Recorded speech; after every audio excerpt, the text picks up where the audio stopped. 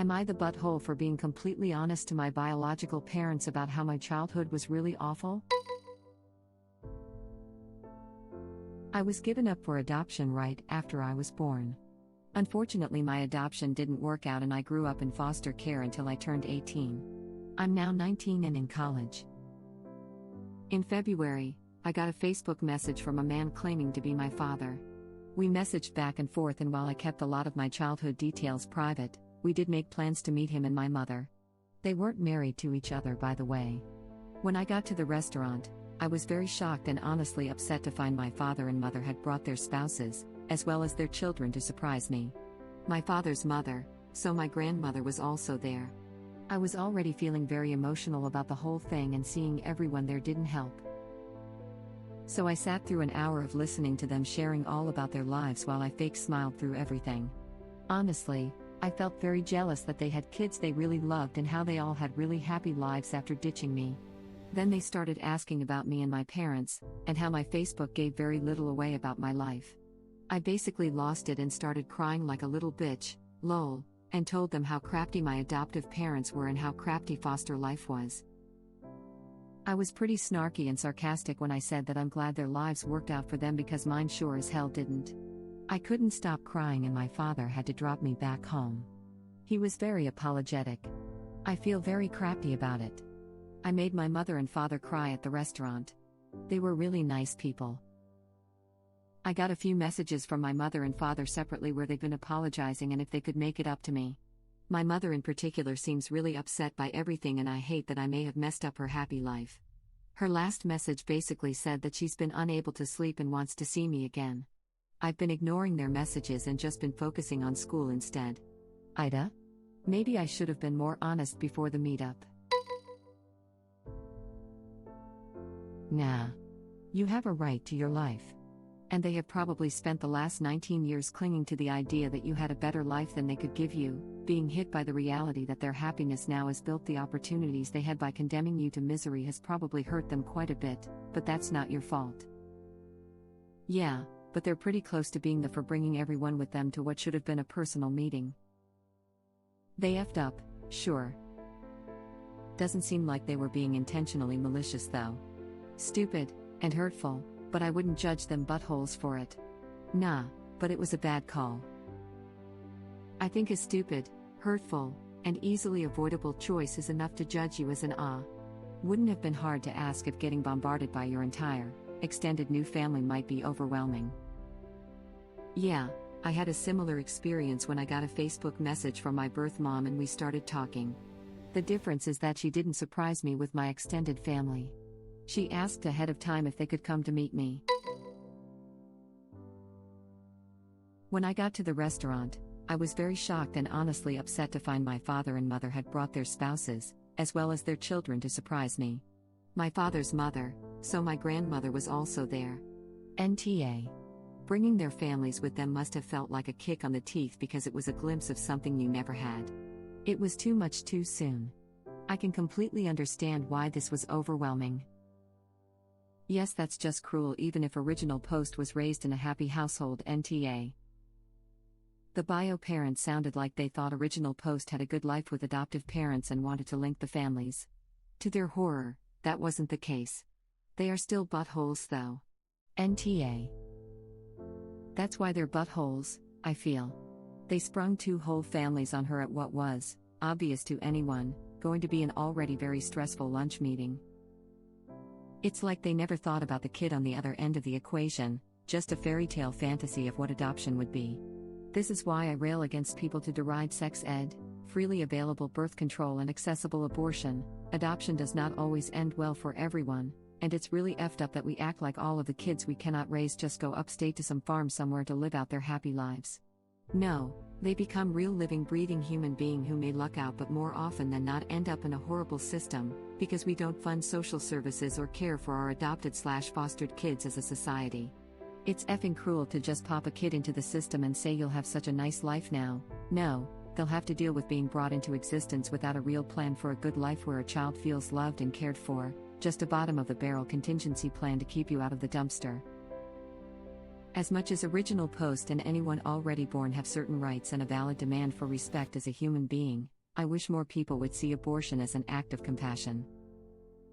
It's effing cruel to just pop a kid into the system and say you'll have such a nice life now. No, they'll have to deal with being brought into existence without a real plan for a good life where a child feels loved and cared for, just a bottom-of-the-barrel contingency plan to keep you out of the dumpster. Someone had to say it? To be fair, they didn't pop a kid into the system, they likely picked out adoptive parents, who adopted Op, but then original post ended up in the foster care system. Op said this. For generations of young pregnant people, it did not work this way. It definitely did not work this way for any of the adoptees in my family, or my close friends. This is not how most adoption processes work unless the bio parents already have a family they've been communicating with and are ditching all agency entities altogether anyways. And even then it's hard to do because even after you sign away your parental rights you have 30 days, or longer depending where you live, to go back on that and say wait never mind. Give me back my baby. Which is obviously a very stressful and terrifying thing for the newborn's adoptive parents to deal with, especially if they don't actually know the bio mom.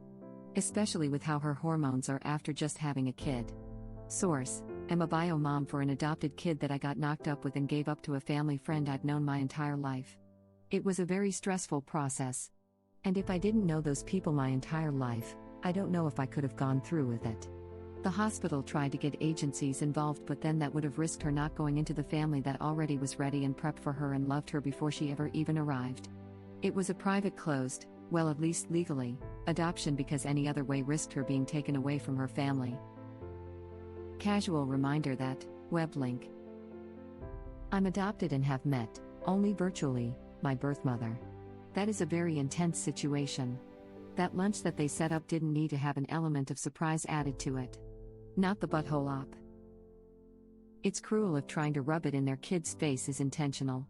Doesn't sound like that's the case. Ignorant and insensitive is more appropriate here. Cruel is too harsh. It can be cruel even if it's not intentional. The deed itself is not nice. To top it off, why did they have to talk about themselves first? They should have let original post speak first. OMG, I thought I was the only one that thought this was effing weird. You ask the new person in the group about themselves, you don't go around introducing all the people who already know each other first and then say oh hey, welcome. This ended up looking like they were showing off and realized they completely crapped the bed, all too late. I was adopted at 6, so I endured countless foster homes before my family adopted me. My birth family keeps inviting me to family reunions, but it stresses me out because they keep saying how they wish they could have kept me. I have almost the exact opposite of this situation. I was blessed to have a happy home life, eventually, and whenever they lament that they couldn't adopt me, it makes me feel like they spit on the luck I was given. Op is NTA. The part about this that hurts the most, ImHo, is that they all had time to sit together, talk together, and connect. Then, bam. They drop in the orphan who was given away. Instant family, right? I'm sure the pain wasn't intentional. But the realization of what she did certainly explains why the birth mother can't sleep. It would be nice, maybe, for original post to see her and birth father again, but only if that's Op's choice. What needs to happen first, again ImHo, is that birth parents need to see therapists on their own and start over again. Well, we don't know the whole thing if original post was just early pregnancy and somehow no one could take care of original post or what. Also most likely they had no idea what happened after they dropped original post to foster care. So they were thinking original post probably had a good childhood with loving family. Still, it's no excuse to bring whole family to first meeting. Not only as it can be kick in the stomach for original post but for their other kids too, as original post might turn out to be a bad influence for their kids. I don't know where people got the idea that original post was dropped to foster care. Original post said they were placed for adoption, likely a closed one, but placing a baby for adoption is not the same as placing them in foster care. Kids end up in foster care because of abuse, neglect, or addiction. Babies placed with adoptive parents by their biological parents typically go through adoption agencies or lawyers, not through the foster system. Op's adoptive parents are the ones that either dropped them to foster care or ended up having them taken away from them due to abuse/neglect/addiction. Hey, I hope you're all right. This sounds massively complex and as if there is a lot of trauma. I don't think this is a case for this sub. Please reach out to a friend. Maybe your university campus has a psychologist you could speak to. Wishing you all the best, an internet stranger. Thanks. I've just been very busy with school and it's kept my mind off this situation. I'll get therapy once I graduate and have health insurance lol. Here's another example of how our US healthcare system is the real butthole. I can't speak for European countries, but mental health care is not much better in Canada. Your doctor can refer you to a psychiatrist and it will be covered, but they're so busy that it takes months to get in, then the appointments barely last 10 minutes and you're hurried out the door with a prescription. My work health plan doesn't cover mental health, so it's either pay a fortune for therapists or pay nothing to get ignored by psychiatrists while they push pills down your throat. Welcome to Canada. Don't worry, you're covered. Unless it's your teeth, or your eyes, or you need medication, or you have mental illness, or... Yup. Glad not to be American, but that's a low bar when we're talking about healthcare. People have a really strangely romanticized view of healthcare in Canada and think everything is free. Speaking from the US, I think that's because low bar is an understatement. You'd need to get Virgil to show you where the bar is. To be fair, Americans pay twice as much per capita for what little socialized medicine we get, Medicare for old people and poor people, than Canadians pay for their universal health care. Double your health care taxes and I suspect the quality will at least get a bit better. Heck, it'd probably have to be at least 8x or more to hit the level of funding per person who actually receives the benefit here. Yeah, I know, I just mean I see a lot of misinformation from Americans about Canadian healthcare. For example, it's not actually universal.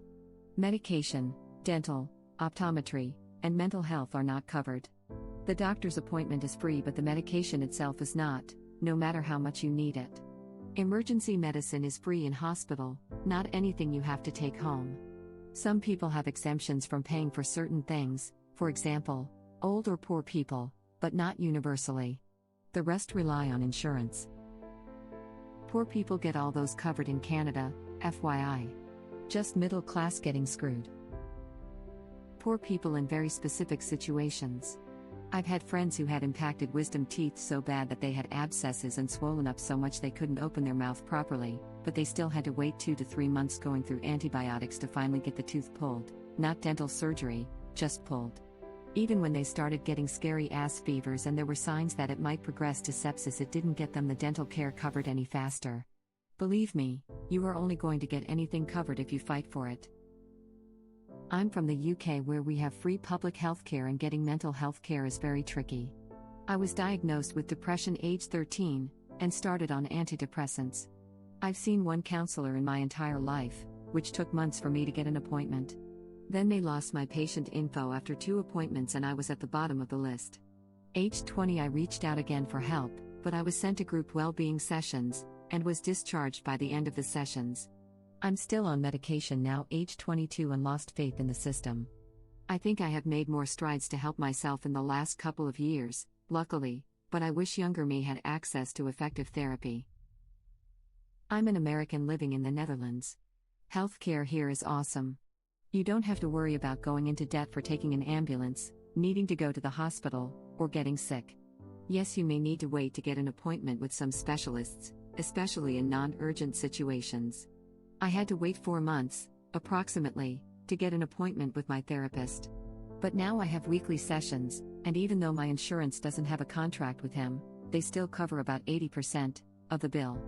If I had chosen a contracted therapist, it would be 100%, but my therapist is awesome and has a lot of experience with chronically ill patients like myself, so I'm happy to cough up the other 20%. Oh, also, my insurance is €200 per month. It's the most premium option they offer. My partner and I want to move to the US someday, and I'm dreading healthcare costs as someone with a pre-existing condition. Edit to add, I also get your €100/month from the government to help me pay for my health insurance, because I am below a certain income threshold. Some colleges provide mental health services for free. Check with your college, they may offer free services to students, mine did. Seconding this. A lot of colleges offer free counseling to enrolled students. Most will have limits to how many sessions you can use per term, but they tend to be at least 6/semester. Please realize that free in this case means already paid for. Your tuition covers this service, so get your money's worth. Please check it out. And ask if they can extend the number of sessions in your case. My school did for me. The only catch was that I was assigned someone in grad school studying to be a therapist. It allowed me to have weekly sessions my entire senior year. My only regret was not looking into it sooner. You got at least 6 a semester. Lucky my university only gives 1 per semester. I always use it and then I keep everything pent up until the next semester. NTA. You were completely blindsided, and I don't understand how your birth givers couldn't foresee that being an overwhelming and totally inappropriate thing to spring on a child they effing abandoned. Glad they were apologetic about it. Before you reach back out, consider what you want from your relationship with them, and how seeing them makes you feel. It might be best to talk one-on-one only for a while, or maybe to even write to each other. You get to choose how you make your own family and at what pace. Honestly, I feel like being around them is just going to make me bitter. Maybe I'll send my biological mom a few texts here and there to make her feel better. Put you first. Original post, your NTA. No contact is absolutely fine. You don't have any obligation at all to make your biological mother or any of these people feel better. A caveat: if you can stomach it up, try to get as complete a medical history as possible from both of them. This may help you down the line. Oh, that's a really good tip. Agree 100%. Not your responsibility. Thank you for watching. If you like our videos, please like them on YouTube. And share them with your friends. Please subscribe to be the first to know about Red Rabbit Reader's new videos. We welcome your comments below. Another of our videos will begin shortly.